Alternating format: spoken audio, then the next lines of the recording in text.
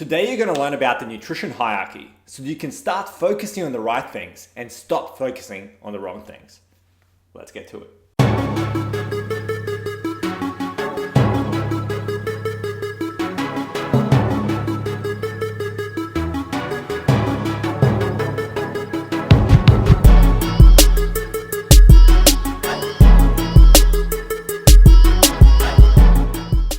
Hey, I'm Alexa, the Climate Dietitian, and before we get into today's topic, please subscribe, okay? Hit the bell so you can stay in the loop with all the videos that I'm going to be posting. Plus, I know you didn't get me anything for Christmas, so think of this as your gift to me. So today's topic is an actually very important one, because one of the biggest things I see with people when I'm working with them, one of the biggest reasons I see that people fail is because they focus their energy in the wrong area, okay? They focus on an aspect of nutrition that they either should not be focusing on at all or just not yet. This leaves people stuck and overwhelmed. And when people are stuck and overwhelmed, and you'll notice this for yourself, you'll tend to not move towards your goal. But after today, you're going to know about the hierarchy of nutrition so you can have clarity of focus and know exactly what you need to do to move yourself forward and reach that peak potential. Let class commence now. When it comes to losing weight or building muscle, there is a system that you should be following. A hierarchy, if you will. It's called the Nutrition Hierarchy Pyramid. And here it is on your screen right now, okay? As you can see here, energy balance is the first one, followed by macros, followed by micronutrients, then nutrition timing, and then supplements. Now I'm going to explain each one and why it goes in that order. So number one, energy balance or calorie balance, however which way you want to call it. Now this one's self-explanatory, especially if you've been watching my content for a while, but calories are king. Okay, you can't deny that fact. Calories at the end of the day determine whether you lose weight, maintain weight, or gain weight, okay? And whether that's gaining weight in muscle or fat mass. And that's why it matters most when it comes to nutrition hierarchy, okay? It's number one, it's at the bottom there, the big one, energy balance. Next, we got macros, okay? Macronutrients, that comes second. Yes, that's right, macros are secondary to your calories when it comes to, physique manipulation or whatever you want to call it. So yes, all that stressing you did worrying about the perfect macros when you didn't even consider what your calories were or you hadn't yet achieved a right calorie balance, yes, all that stressing was for nothing because it does not matter what macros you are consuming if your calories aren't where it needs to be for whatever goal you're trying to achieve. And that's just physiology, okay? Nutrition, body physiology. Now, don't get me wrong, macros are important, but they come secondary to calories. Think of it this way. Your calorie balance is the bank and your macros are the currencies. See what I mean there? Hope that makes sense. But yeah, the amount of protein you're consuming is important. The amount of carbs you're consuming, especially if you're an athlete, is important. And there is a minimum amount of fat that you need. But those things won't necessarily lead to weight loss or weight gain or whatever you're trying to achieve, unless the calorie balance is there. So when we're talking about, body composition change and the nutrition hierarchy that applies to that, you got to consider calories first, then macros, okay? It's just the way it is. The third one is micronutrients. Now there's going to be some controversy with me putting micronutrients below in the hierarchy than macronutrients, but let me explain.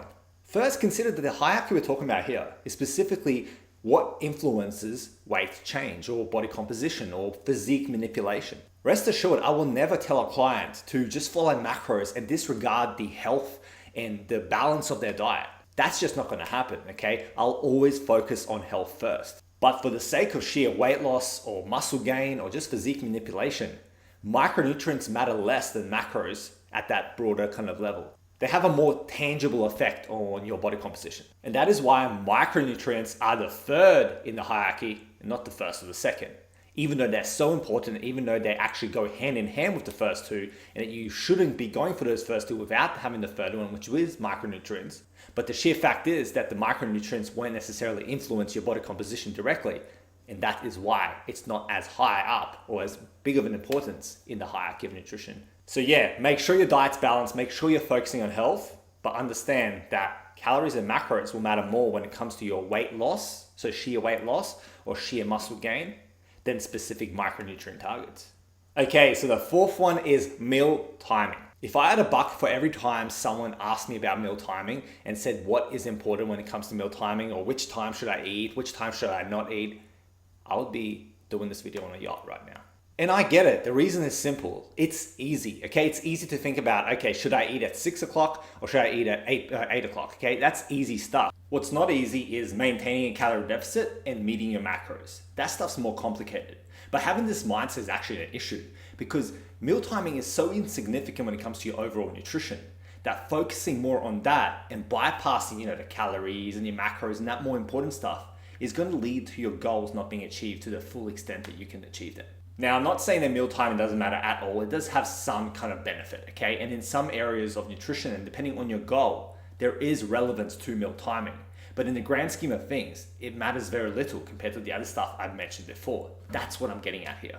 You got to first make sure that are you eating the right calories? Are you maintaining the right macro balance? And are you eating a wholesome, nutritious diet? That stuff is what you need to have ticked off before you even worry about the timing side of things. Trust me, I'm a dietitian. And finally, we have the fifth one, supplements, okay? That's the one that when you see at the top, if you go back to the pyramid, the one of least significance. And funny enough, it's the most confusing aspect of the nutrition sphere. So many people place so much importance on supplements, when as you can see, it's the one of least importance when it comes to the hierarchy. As the name suggests, supplements are supplementary, and that's the way you should be using them. Meaning they're optional, meaning that they're circumstantially dependent, meaning they won't save your day. And even within the scope of supplements, you have a very finite amount of supplements that actually work, that are actually evidence-based. So now you think about it, supplements in itself are not that important and should be considered last. Then within those supplements, you have a lot of supplements that don't even work or that just won't benefit you in any kind of way depending on your goal. Now think about it, focusing on that, it seems ludicrous now, doesn't it? Placing too much importance on supplements and relying too much on supplements will only set you back or lead you astray. Neither of which is of benefit to you, as you would agree. So stop obsessing over the supplement stack you have and start obsessing more over the basics that perhaps are unsexy, but are gonna get you that momentum and get you in the right path to get to your goals. That is how you will reach your peak. So there you go, that is the nutrition hierarchy I wanted you to know about and to understand. So if anything didn't make sense, please rewind, rewatch it again because you need to really understand this hierarchy so that you know that you're doing the right thing at the right time for the goals that you're trying to achieve. Hopefully now you have more clarity about what you need to focus on now. Of course, as always, drop a comment below. Let me know what your main takeaway from this video was, or if you have any questions, drop them below. Alternatively, you can send me an email through theclimatedietitian@gmail.com. I've got it down on the screen for you. And if you want to achieve more with your nutrition in 2020, but stress less, you need the accountability and guidance of an expert dietitian who's not only been there, done that, but help others just like you achieve more with your nutrition. Don't let your goals become, the usual failed resolutions. Don't do that. Apply now for my nutrition coaching experience via the link in the bio. Let's see if you're the right fit and get you started as soon as possible. As always, if this video brought you value and you liked it, hit that like button, just smash it. Subscribe if you haven't already done so, and please share this video with others that you know, okay? Others that would benefit from you just the way you have benefited from it today. Stay classy. I'll talk to you next time. Have a good one.